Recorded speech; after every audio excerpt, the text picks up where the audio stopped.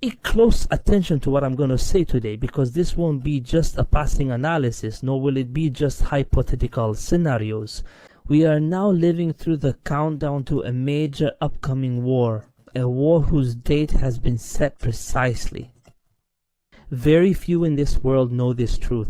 What is happening today in Europe is not a coincidence. This militarization, this conscription, these shelters, the media intimidation, the contradictions in the discourse, all of this is not a coincidence. Rather, it is psychological preparation for a major upcoming war. And today, what is being promoted to us as an imminent peace in Ukraine is nothing but deception. All of this is just a major political deception carried out by Europe to buy time and postpone the date of the war until after the year 2028. How is that and why? This is what we will explain to you in detail today. Stay with us.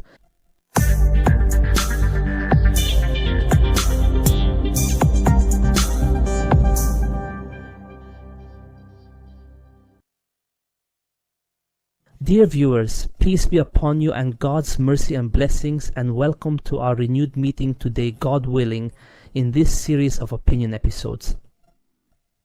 All the indicators, dear viewers, indicate that the major war between Russia and Europe will begin after the year 2028. And whoever writes to me today in the comments that this war will not happen and that I am just scaring the followers and so on, a day will come and you will actually say, Othman bin Jalloun said it a while ago and we denied it today. This applies to everyone. All the leaders of Europe are saying that a Russian victory in Ukraine would represent a strategic defeat for Europe today. No matter how much is said about Trump's peace plan, no matter how much is said about getting close to a ceasefire agreement in Ukraine, this agreement will not happen because Europe will never allow this agreement, which in reality would only be an agreement of surrender from Ukraine and from Europe. Now, European countries are openly admitting that they will not allow Russia to achieve a strategic victory in Ukraine.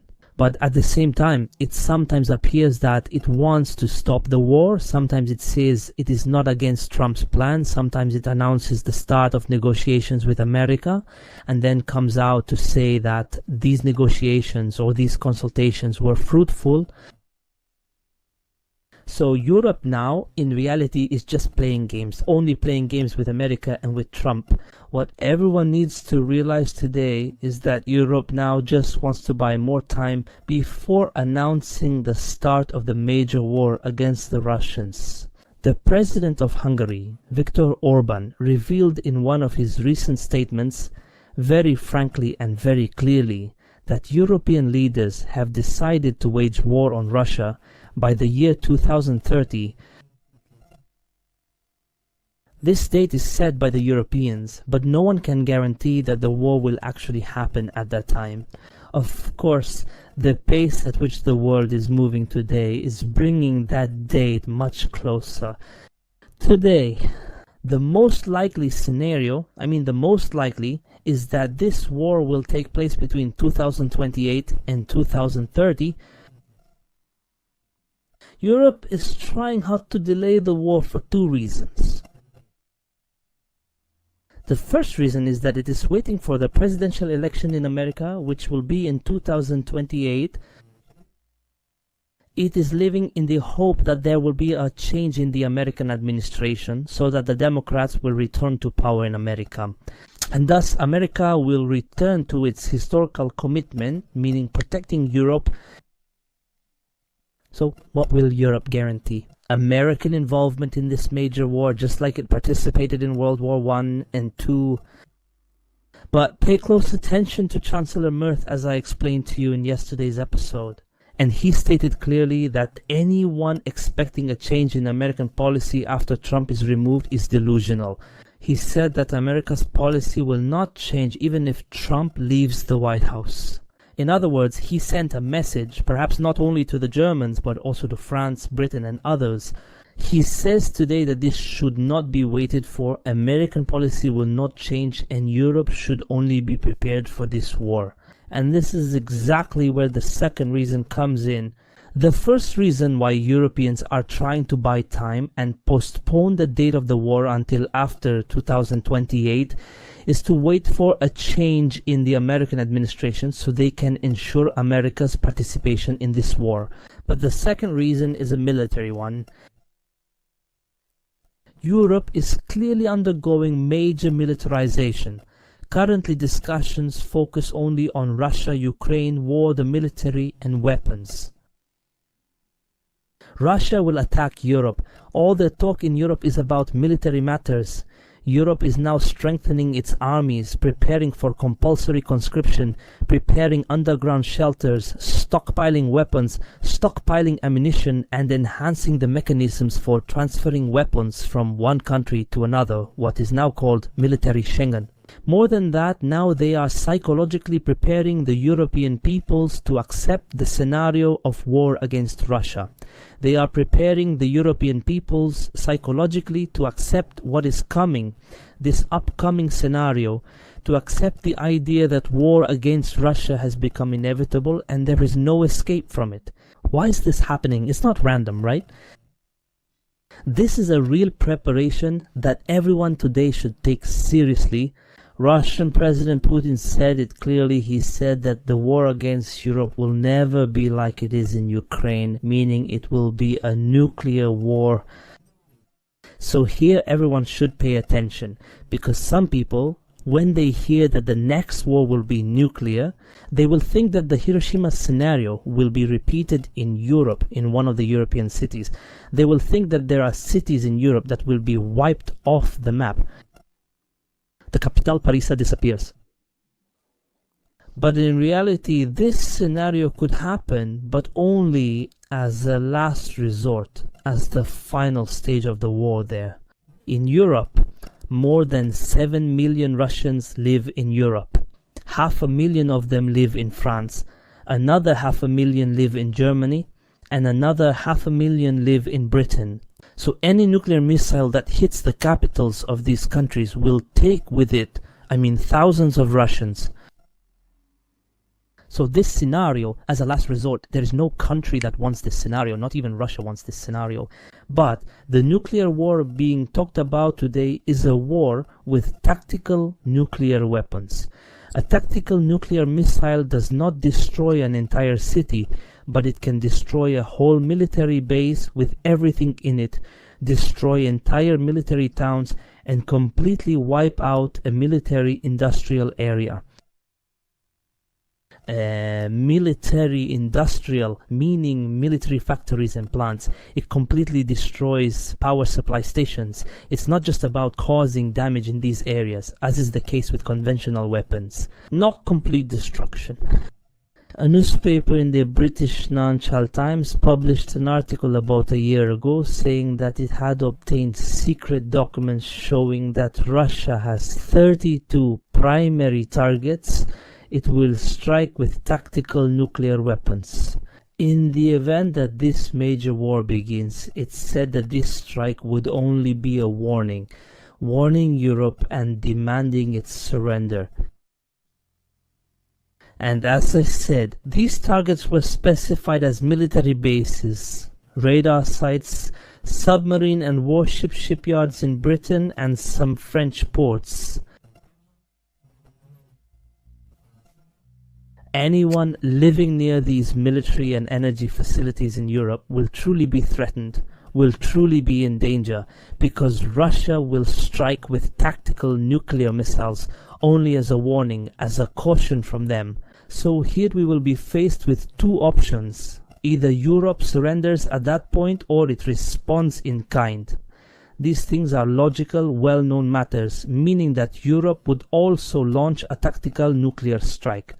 If this response happens, it means entering a dangerous escalation, entering the final stage where cities and capitals will be fully targeted. Why am I saying this? Here, exactly. Let's go back to the second reason why Europe is postponing the date of this war until after 2028. Why? The reason is Europe. These countries in Europe, like France or Britain, lack tactical nuclear weapons, meaning the nuclear weapons that are They have low destructive capabilities. They might only destroy a small part of a city, or they could completely destroy just a military base. So, a tactical nuclear missile should have its nuclear power specified between 10 and 50 kilotons, between 10 and 50 kilotons. But the nuclear missiles that France says are classified as tactical, and they have 60 of them today, have a power ranging between 150 and 300 kilotons. This power is very great, capable of destroying an entire city. Russia says that this power is not tactical. These missiles are not tactical. These missiles are strategic, meaning that if Europe responds to Russia with these missiles, Russia will then respond with strategic nuclear missiles, not tactical ones, which means it will completely wipe out European cities. So Europe is now in real trouble. Why? Because it doesn't have these tactical nuclear missiles. It won't be able to control the course of this war to keep it at just the tactical level, so that everyone understands. If Russia strikes Europe with one of the tactical nuclear missiles, it will only target military installations. There will be thousands of casualties in a single strike, thousands, but they will be military personnel, not civilians. But if Europe responds to this strike, it will use a weapon that will inevitably cause thousands of civilian casualties, because it is a strategic weapon, not a tactical one. And this will make the Russians then use this incident as a pretext. All the cities, all the European capitals like Paris, London, and so on will be destroyed. These European countries, France and Britain, plan for every scenario before entering any war. They don't want a full-scale nuclear war because they know they would lose in such a war. They want this war to remain a tactical nuclear war. Why this? Because if it turned into a full-scale nuclear war, a Russian victory would be inevitable. That was the case even before this war began. Because first of all, Russia. It has vast territories, which makes it very difficult to completely destroy this country, while France and Britain are small countries in terms of area and easy to destroy completely. Their major cities are close to each other, which makes them easy targets in the first place. The second thing is that the Russian nuclear arsenal exceeds 5,400 missiles. Today it has more than 1,700 missiles ready to launch. These missiles are capable of destroying the entire world, not just Europe. Meanwhile, France and Britain together barely have about 500 nuclear missiles. So if we're talking about a strategic nuclear war, it means Russia is victorious even before the war begins, and the Europeans know this very well. So what do they want? Do they want to set rules for this upcoming war in the same way they're setting rules for the war in Ukraine today? So they set a line so that this war in Ukraine doesn't turn into a destructive war where everything is destroyed. They know that Russia has enormous destructive capabilities. If they wanted to burn the capital, for example, completely, they could do it. I mean, in a single night. So the Europeans start a war and set rules for it. The same thing happened in the Great War. They also wanted to set rules for this war, so that the next war does not go beyond the line of tactical nuclear weapons. And in order not to cross that line, Europe needs these tactical nuclear weapons. That's why they need time. So today they are trying as much as possible to ensure that this war in Ukraine continues until the set date in 2030. Or maybe after 2028, at that point, the Ukrainian army might intervene in Ukraine first to settle the battle. The Europeans believe that with these weapons, they will defeat Russia and make Russia kneel or surrender. So the matter is related to both reasons, as I said, either waiting for a change in the American administration or dragging America with them into this war. And at the same time, Europe will have obtained enough tactical nuclear weapons to make Russia kneel. But the statement made by the German Chancellor Merz that American policy will not change if Trump is removed gave a clear signal to France and Britain that they should move past this goal and focus only on possessing enough conventional nuclear weapons. America will not fight with them even if Trump leaves the White House, because everyone in America today is against this major war. There is no fool who would enter into this war with a side that has more than 5,000 strategic nuclear missiles capable of wiping out Washington, New York, and a number of cities. So who is left? And for what? For France or for Britain? I mean, for a weak side that no longer has wide influence. Trump knows this very well, and that's why he sets the national security strategy. We even talked about it in previous episodes. He put this strategy focusing on Latin America first, then the Pacific region second. He left Europe and didn't give any attention to Europe. Trump knows these plans very well. He knows very well that this war is coming, so he wants to keep this war away as much as possible. Away from American territory, away from the countries close to America. He wants to secure energy and technology supplies from these countries. He wants to control Venezuela's oil because American oil production will start to decline as we enter the year 2027, and after that it will begin to gradually decrease. America will need oil from other countries. Today some reports say that by the year 2030 America might be without oil at least. It will need large amounts of foreign oil. That's why it wants to control Venezuela's oil, and this Venezuelan oil is easy to transport to America. Trump also wants to ensure the continuation of America's imports from China, Taiwan, and Japan, this region. He wants to keep this war away from these regions as well, so he wants to reach an agreement with China regarding Taiwan, in order to keep the impact of the coming major war away from this region.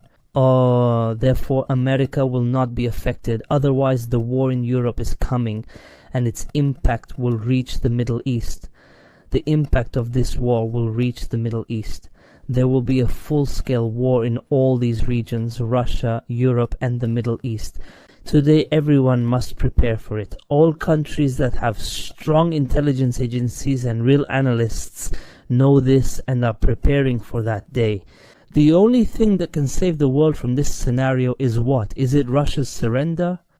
And that's impossible. Historically, Russians do not surrender even when they are weak. So how could they surrender now? Today, they are in a position of strength, so war is coming. Europe is only postponing this date to be ready for it. Right now, they are just playing with Trump. There will be no peace agreement in Ukraine. This war in Ukraine can only end with a major war. That's all for now, dear viewers. Don't forget to subscribe and hit the like button. Peace be upon you, and see you next time.